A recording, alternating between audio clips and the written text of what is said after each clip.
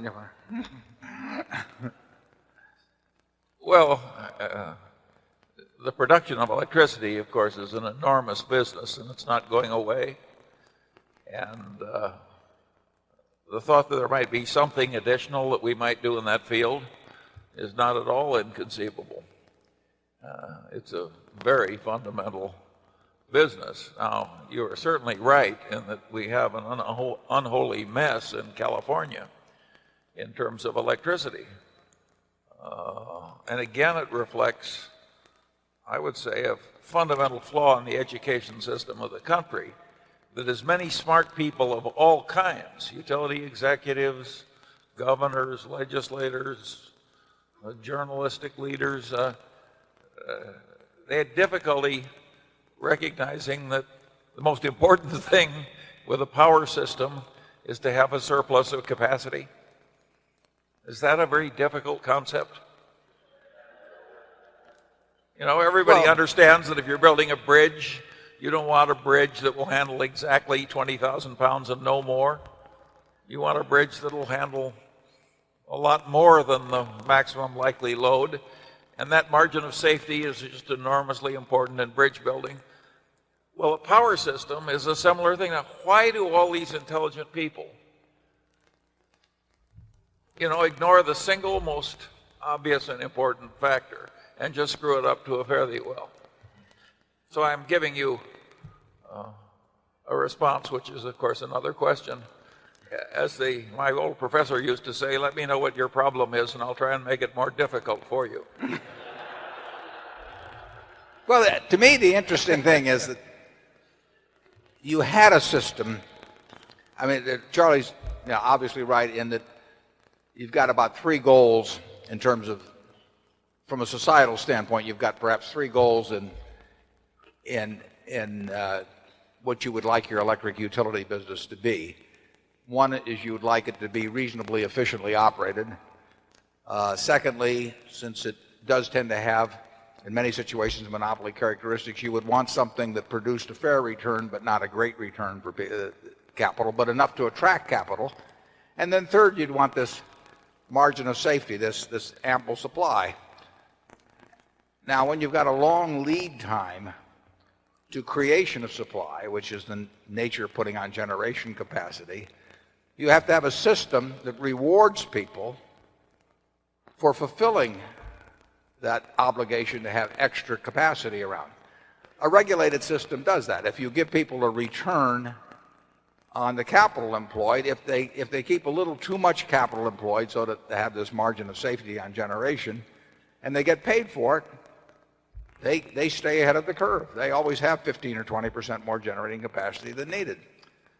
And one of the disadvantages of that regulation and the monopoly nature is that it doesn't have the spur to efficiency. They try to build it in various ways, but it's difficult to have a spur to great efficiency if somebody can get a return on any capital they spend. So utility regulators have always been worried about somebody just building any damn thing and getting whatever the state allowed return is. But I would say that the problems that would arise from, say, a little bit of sloppy management are nothing compared to the problems that arise from inadequate generation.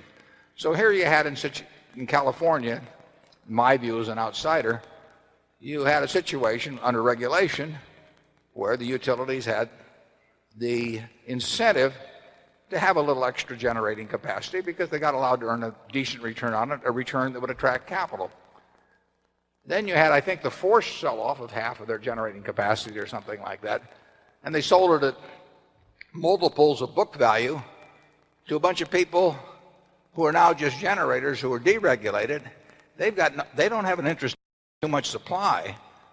They've got an interest in having too little supply. So you've totally changed the equation because the fellow that now has the deregulated asset for which he paid 3 times book now has to earn a return on a 3 times book what the fellow was formerly earning under the regulated environment at 1 times book. And so he is not going to build extra generating capacity. All that does is it brings down the price of electricity. He hopes things are tight.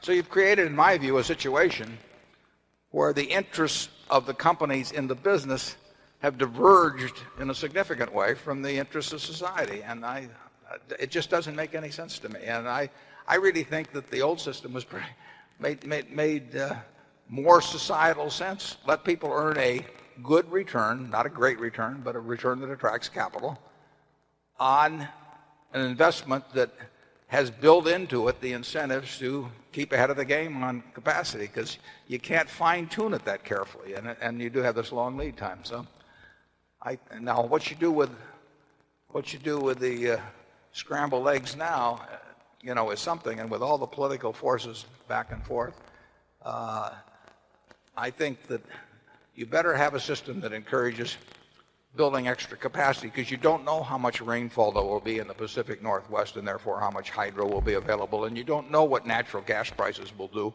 and therefore whether it's advantageous for a gas-fired turbine to be operating. And the old system really strikes me as somewhat better than this semi-deregulated environment that we've more or less stumbled into. But Charlie, what do you think on that? Of course, even the old system got in some troubles, in that since everybody had the NIMBY syndrome, not in my backyard, everybody wanted any new power plant to be any place not near me. And if everybody feels that way, and if the political system means that the obstructionists are always going to rule, which is true in some places in terms of zoning and other matters, you get in deep trouble.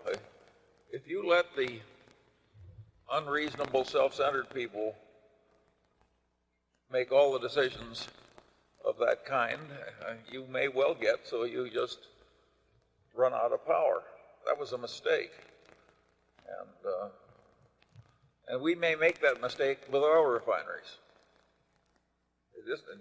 We haven't had many new big oil refineries in the last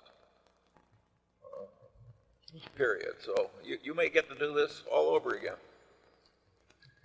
All of that being said, there will be need for more generation capacity. I mean, the electric utility industry will grow.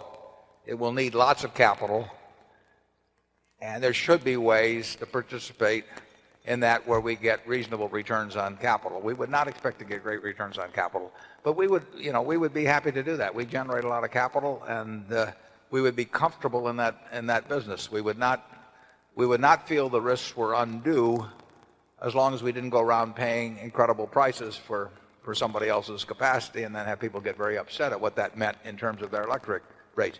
You can't go out and, if you've got a utility plant in this country that was put in place at X, and then you go out and encourage entrepreneurs to buy in at 3X, you cannot expect utility price or electricity prices to fall. And that was, in my view, a very basic mistake. I may not understand it fully.